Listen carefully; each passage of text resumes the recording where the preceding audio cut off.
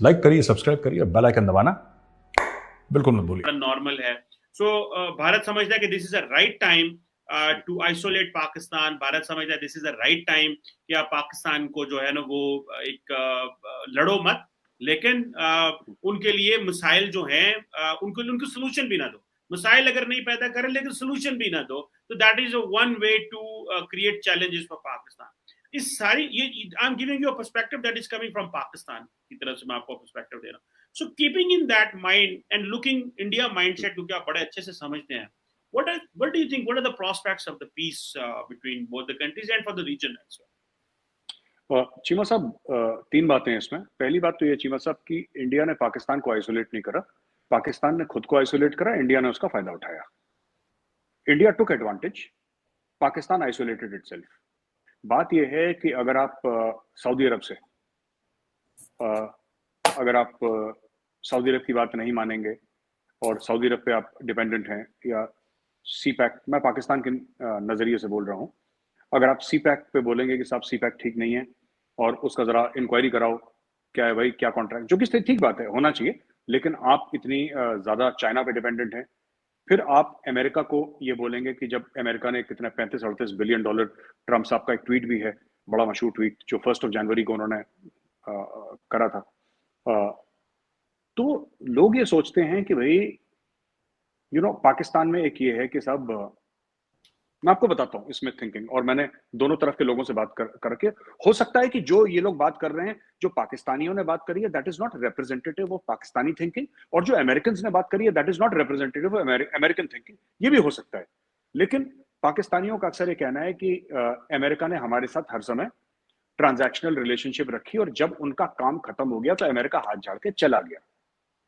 कई अमेरिकन हैं, और मैं फिर कह रहा हूं, मैं ये नहीं कह रहा कि रिपब्लिकन या डेमोक्रेट पार्टी का ऐसी थिंकिंग है, पर मैं कह रहा हूं कई अमेरिकन ऐसा सोचते हैं कि भाई जब हमने आपको काम बोला तो आपने बोला इतने पैसे दे दो, हमने आपको पैसे दे दिए, काम खत्म हो गया, कौन सी रिश्तेदारी, फिर कौन सी दोस्ती? यारियां पैसे से नहीं होती।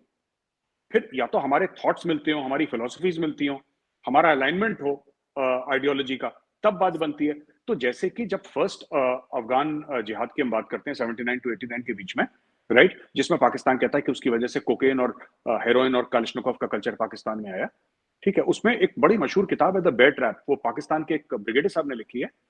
ही वाज आई थिंक नंबर 3 और number 2 in the ISI at that point in time. जो भी थे वो ब्रिगेडियर साहब, he used to work directly with general Hamid Gul के साथ काम करते थे वो डायरेक्टली। उन्होंने इस किताब में तफसील से लिखा है, पाकिस्तानी ब्रिगेडियर साहब हैं, उन्होंने बड़ा तफसील से लिखा है कि साहब ये हुआ था, हमें इतने पैसे मिले, इतने हथियार मिले। तो अमेरिकन का भी ये सोचना है कि साहब आपने बोला ये काम के इतने पैसे लगेंगे, हमने आपको उतने पैसे दे दिए, आपने काम हमारा कर दिया, सोवियत यूनियन के टुकड़े हो गए, कहानी खत्म। अब इसमें रिश्तेदारी कहां से आ गई, राइट? उसी तरीके से चीमा साहब ऐसा है कि coming back to India, India का ये फैक्टर है कि इंडिया जो अपनी जगह बना रहा है चीमा साहब दुनिया में ना, इंडिया की आप कभी भी देखिएगा, अभी आपको लग रहा है कि प्रोग्रेस इंडिया की बड़ी फास्ट है, पर अगर आप आज से 2 दिहाई या दशक पहले आप देखें तो आपको लगेगा तो इंडिया की प्रोग्रेस बड़ी स्लो है। एक हिंदू रेट ऑफ ग्रोथ कहते थे 2.5% साल की growth, it was called derogatively, it was called the Hindu rate of growth, और ये मैंने कई बार पढ़ा है इकोनॉमिक बुक्स में और मैगजीन्स में, तो हिंदू रेट ऑफ ग्रोथ। बात यह है कि इंडिया ने धीरे धीरे धीरे, और इसमें सारी पार्टियां शामिल हैं, सारी पार्टियां शामिल हैं, नरसिम्हा राव जी प्राइम मिनिस्टर थे, डॉक्टर मनमोहन सिंह साहब फाइनेंस मिनिस्टर थे, तब इंडिया में लिबरलाइजेशन, और इंडिया ने उस चीज पे बिल्डअप करा। मोदी जी ने क्या करा है कि जो आप बात कर रहे हैं ना कि 2014 में उन्होंने इनवाइट करा, फिर मोदी जी ने इंडियन इकोनॉमी और इंडियन डिप्लोमेसी में स्टेरॉइड्स डाल दिया। उन्होंने ये करा, जो स्पीड पहले 50 की चल रही थी वो 200 की चल रही है, फर्क सिर्फ इतना है। He is just able to do the same thing much better, much faster with more concrete delivery. और कुछ इनोवेशन भी है, कुछ प्लानिंग भी है, जैसे उज्ज्वला योजना है या फिर स्किल इंडिया है, ये काफी सारी चीजें भारत के लिए लाए। अब मैं आता हूं आपके उस क्वेश्चन पे, जब आपने बोला कि साहब एक बार वो आ गए तो उन्होंने बोला कि पाकिस्तान को हम आइसोलेट। देखिए मैं आपको बताता हूं, जब इमरान खान ने बोला ना कि हम पाकिस्तान भारत से तब तक बात नहीं करेगा जब तक 370-35 से भारत वापस नहीं लेता, और एक बार ने कई बार कमेंट करा, और फिर वही शहबाज शरीफ साहब की कैबिनेट ने भी यही बात बोली कि हम बात नहीं करेंगे।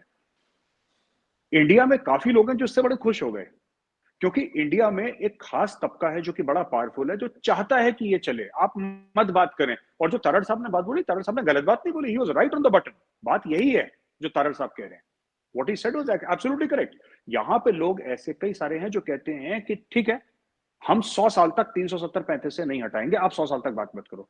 बिकॉज कहीं ना कहीं इंडिया फील्स की what can Pakistan bring to the table.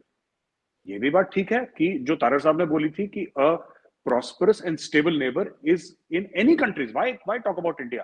It is China के इंटरेस्ट में है, रशिया के इंटरेस्ट में, अमेरिका के इंटरेस्ट में। अमेरिका को कितनी प्रॉब्लम हो रही है वहां पे मेक्सिको में, जो ड्रग वॉर्स होते रहते हैं। अमेरिकन बेचारे परेशान हो जाते हैं।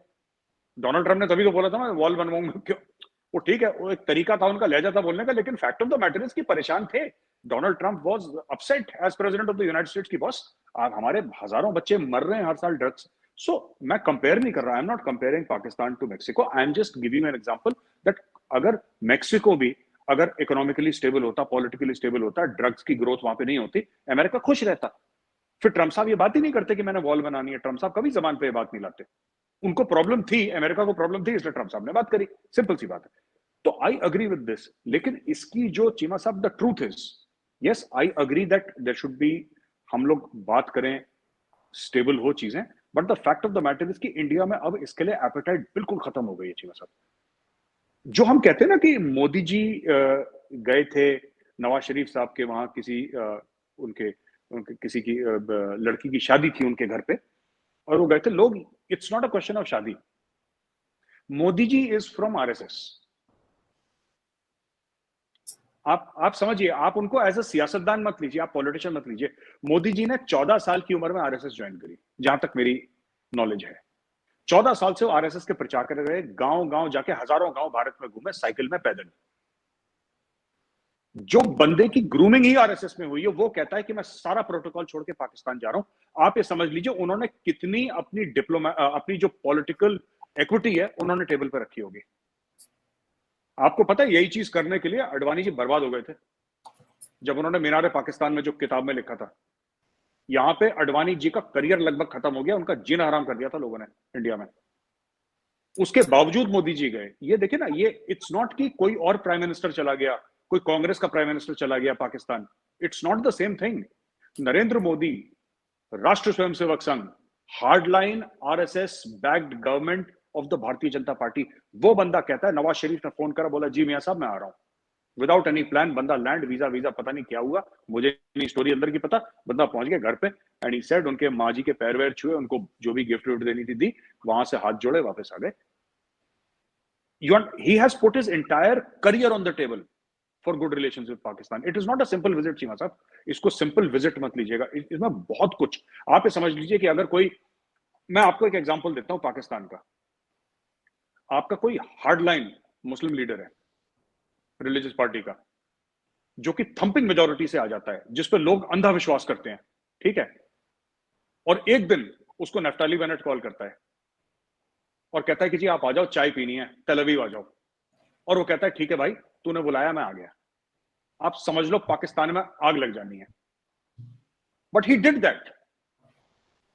और उनको जब उड़ी हुआ तो उनको ऐसा लगा कि मेरे साथ गलत हो गया पर्सनली।